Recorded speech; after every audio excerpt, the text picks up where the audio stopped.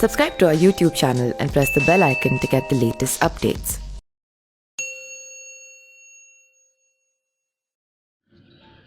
कोविड-19 के खिलाफ लड़ाई और राहत प्रयासों के बारे में महत्वपूर्ण जानकारी देते अरविंद केजरीवाल। अरविंद केजरीवाल ने कहा कि मैं लोगों की मुश्किलों से परिचित हूं। दिल्ली वालों की सेहत को ध्यान में रखते हुए हमने निर्णय लिया है कि फिलहाल लॉकडाउन के नियमों में कोई बदलाव नहीं आएगा। देश की कुल आबादी का करीब 2% हिस्सा दिल्ली में रहता है, लेकिन देश में कोरोना के कुल मामलों का 12% दिल्ली में है। लिहाजा फिलहाल लॉकडाउन में कोई छूट नहीं होगी। दिल्ली में लॉकडाउन में कोई ढिलाई नहीं होगी। 27 अप्रैल को दिल्ली सरकार समीक्षा बैठक करेगी, जिसमें तब की स्थिति को देखते हुए फैसला लिया जाएगा। फिलहाल दिल्ली के सभी 11 जिले हॉटस्पॉट हैं। दिल्ली मुख्यमंत्री अरविंद केजरीवाल ने कोरोना वायरस से बढ़ते संक्रमण को लेकर और क्या कहा, कुछ आइए देखते हैं इस वीडियो में। सबको नमस्कार।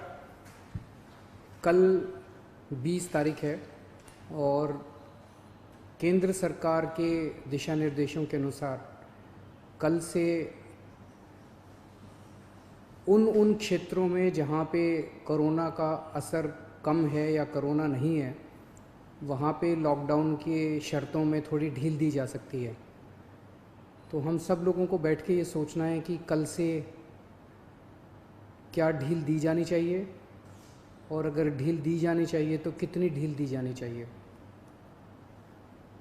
केंद्र सरकार का कहना है कि जो हॉटस्पॉट्स हैं और जो कंटेनमेंट जोन्स हैं उनमें ढील फ़िलहाल नहीं दी जानी चाहिए, क्योंकि वहाँ पे स्थितियाँ ख़राब हैं और अपने को कंट्रोल करने की ज़रूरत है।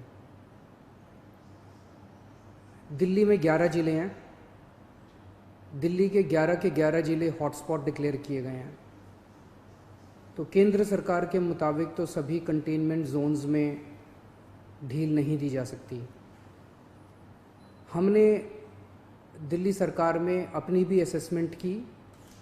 पिछले कुछ दिनों में मैंने कई एक्सपर्ट्स से बात की, लोगों से बात की, और उन सारी चर्चाओं का जो नतीजा निकला वो मैं आपके सामने रखना चाहता हूँ। पिछले कुछ दिनों से दिल्ली में कोरोना के केसेस में बढ़ोतरी होनी शुरू हुई है। हमने टेस्ट भी ज़्यादा करने चालू किए हैं। पिछले कुछ दिनों में हमने काफ़ी टेस्ट किए हैं दिल्ली के अंदर, और कोरोना के केसेस में बढ़ोतरी भी चालू हुई है। कल हमारे पास 736 केसेस के टेस्ट की रिपोर्ट आई। उन 736 में से 186 कोरोना के मरीज निकले, यानी कि 25% लोग कोरोना के मरीज निकले। 186 तो काफ़ी ज़्यादा है। ये 186 के 186 सभी एसिम्प्टोमेटिक हैं। इनमें किसी में भी सिम्टम्स नहीं है। किसी को बुखार नहीं है, किसी को खांसी नहीं है, किसी को सांस की शिकायत नहीं थी। उनको पता ही नहीं था कि उनको कोरोना है। उनको पता ही नहीं था कि वो कोरोना लेके घूम रहे हैं इधर उधर। ये और भी ख़तरनाक बात है कि कोरोना फैल चुका है। बहुत सारे लोग कोरोना लेके घूम रहे हैं, और ये बीमारी ऐसी है कि किसी को पता भी नहीं चलता कि मुझे बीमारी हो गई है। कई बार सिम्टम्स नहीं आते, बीमारी हो जाती है। किसी आदमी का इम्यून सिस्टम स्ट्रांग है और वो घूमता रहता है, और पता नहीं कितने लोगों को कर देता है। तो ये 186 लोग अपनी अपनी ज़िंदगी में घूम रहे थे।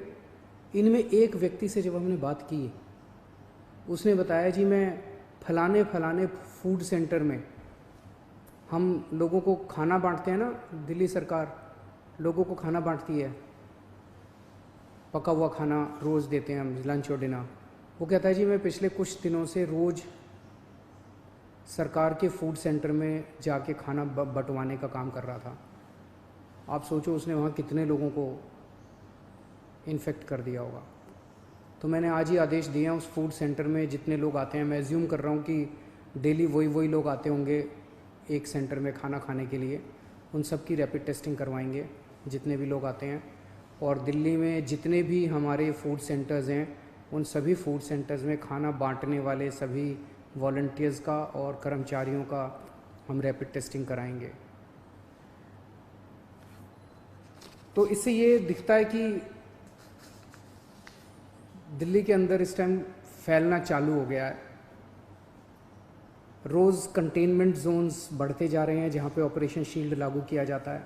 आज की डेट में 77 कंटेनमेंट जोन बन गए हैं दिल्ली के अंदर। हमने कंटेनमेंट जोन्स में रैंडम टेस्टिंग कराई थी, कहीं से 200 का सैंपल लिया, कहीं से 180 का सैंपल लिया, कहीं से, वहाँ पे रैंडम टेस्टिंग कराई थी। वहाँ पे निकल के आया कि कुछ कंटेनमेंट जोन्स जहाँ पे लोगों ने बात मानी, लोगों ने अनुशासन का पालन किया, लोग अपने अपने घरों में रहे, वहाँ पे एक भी नया केस नहीं आया। लेकिन जहाँ लोगों ने बात नहीं मानी और लोग गलियों में निकल आए, हम उस कंटेनमेंट जोन के अंदर किसी को नहीं आने देते, बाहर किसी को नहीं जाने देते। लेकिन अंदर लोग एक दूसरे के घर में जाते रहते हैं, लोग नहीं मानते। काफ़ी उनको मनाने की कोशिश की जाती है, सख्ती करने की कोशिश की जाती है, लेकिन कई जगह लोग नहीं मानते। जैसे मैंने कल आपको जहांगीरपुरी का उदाहरण दिया। जहांगीरपुरी की एक गली, उसके अंदर एक ही परिवार के कई सारे घर थे, चाचे मामे ताया ये सब। उनमें एक ही परिवार के 26 केस पॉजिटिव निकले, क्योंकि वो माने ही नहीं। कंटेनमेंट जोन होने के बावजूद वो एक दूसरे के घरों में जाते रहे। तो जहाँ जहाँ कंटेनमेंट जोन में लोगों ने बात मानी है, वहाँ एक भी नए केस नहीं मिले, और जहाँ लोगों ने बात नहीं मानी, वहाँ पे कुछ कंटेनमेंट जोन्स में कई नए केस निकल के आए हैं। तो एक चीज़ तो ये है कि दिल्ली में कोरोना तेजी से फैल रहा है, पर अभी स्थिति नियंत्रण के बाहर नहीं है, स्थिति नियंत्रण में है। स्थिति चिंताजनक है, पर घबराने की ज़रूरत नहीं है। अपने को सबको अनुशासन में रह के इसको कंट्रोल करने की ज़रूरत है। आज दिल्ली में टोटल 1893 केस हैं, मोटा मोटा 1900 मान लो, 1900 केस हैं। 1900 में से 26 आईसीयू में हैं और 6 वेंटिलेटर पे हैं। लगभग 43 लोगों की मौत हो चुकी है। 26 आईसीयू में, 6 वेंटिलेटर पे हैं। आप सोच के देखो कि अगर लॉकडाउन नहीं होता तो क्या होता।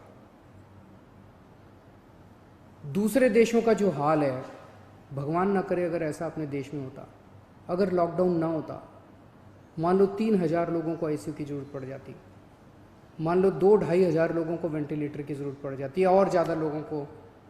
इतने तो आईसीयू ही नहीं थे, इतने तो वेंटिलेटर ही नहीं है। इटली में, स्पेन में, अमेरिका में यही देखने को मिल रहा है कि आईसीयू कम पड़ गए, वेंटिलेटर कम पड़ गए, अस्पताल की व्यवस्थाएं कम पड़ गई। सड़कों के ऊपर, अस्पताल के बाहर लोग पड़े हुए हैं जिनको इलाज नहीं मिल पा रहा। अगर लॉकडाउन नहीं होता तो स्थिति ऐसी हो सकती थी। लॉकडाउन की वजह से केसेस कम हैं फिलहाल। आज दिल्ली में पूरे देश की 2% जनसंख्या रहती है, लेकिन पूरे देश के जितने कोरोना के मामले हैं उसका 12% मामले कोरोना के दिल्ली में हैं। क्यों? दिल्ली देश की राजधानी है, इसीलिए दिल्ली को कोरोना की सबसे मुश्किल लड़ाई इस टाइम दिल्ली लड़ रही है। पिछले 2-2.5 महीने के अंदर विदेशों से जितने लोग आए वही लेके आए कोरोना विदेशों से, अपने देश में तो था नहीं। जितने विदेशों से लोग आए, सबसे ज़्यादा लोग दिल्ली में आए, क्योंकि दिल्ली देश की राजधानी है। अंतर्राष्ट्रीय एयरपोर्ट और भी कई जगह है, लेकिन सबसे ज़्यादा लोग यहाँ आते हैं। सबसे ज़्यादा लोग यहाँ आए, उनको हमने क्वारंटाइन में रखा, लेकिन उसके पहले नहीं रखा था, बाद में आई गाइडलाइंस। तो सबसे ज़्यादा मार दिल्ली को बर्दाश्त करनी पड़ी। मरकज़ के अंदर जो इंसिडेंट हुआ उसका भी सबसे ज़्यादा मार दिल्ली को बर्दाश्त करनी पड़ी। इसे दिल्ली पे सबसे बड़ी जिम्मेदारी पड़ी। तो आज जब ये निर्णय अपने को लेना है कि कल से कुछ ढिलाई देनी है कि नहीं देनी, मैं भी देना चाहता हूँ ढिलाई। इतनी सख्ती बड़ी मुश्किल हो जाती है।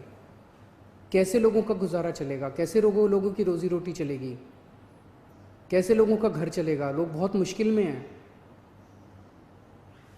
बच्चों के स्कूल बंद हैं। हम भी ढिलाई देना चाहते हैं, लेकिन ढिलाई देना बड़ा आसान है, और ढिलाई दे दी और स्थिति बहुत ख़राब हो गई, और उसके बाद अगर आईसीयू कम पड़ गए और अस्पताल के बेड कम पड़ गए और वेंटिलेटर कम पड़ गए और ऑक्सीजन कम पड़ गई और पता नहीं कितनी अगर जानें चली गई, तो हम कभी अपने आप को माफ़ नहीं कर पाएंगे। इसीलिए इन सब चीज़ों को ध्यान में रखते हुए हमें लगता है अभी थोड़ा संयम बरतने की ज़रूरत है। हमने निर्णय लिया है अपने दिल्ली वासियों के ज़िंदगी का ख्याल रखते हुए, सबकी सेहत का ख्याल रखते हुए, कि फ़िलहाल लॉकडाउन की शर्तों में कोई ढिलाई नहीं दी जाएगी। एक हफ्ते के बाद फिर से हम सारे एक्सपर्ट्स के साथ बैठ के, सबके साथ बैठ के इस पे दोबारा इसकी असेसमेंट करेंगे, और अगर ज़रूरत पड़ी तो उसके बाद ढिलाई दे सकते हैं, लेकिन फ़िलहाल दिल्ली में किसी तरह की कोई ढिलाई नहीं दी जा रही है।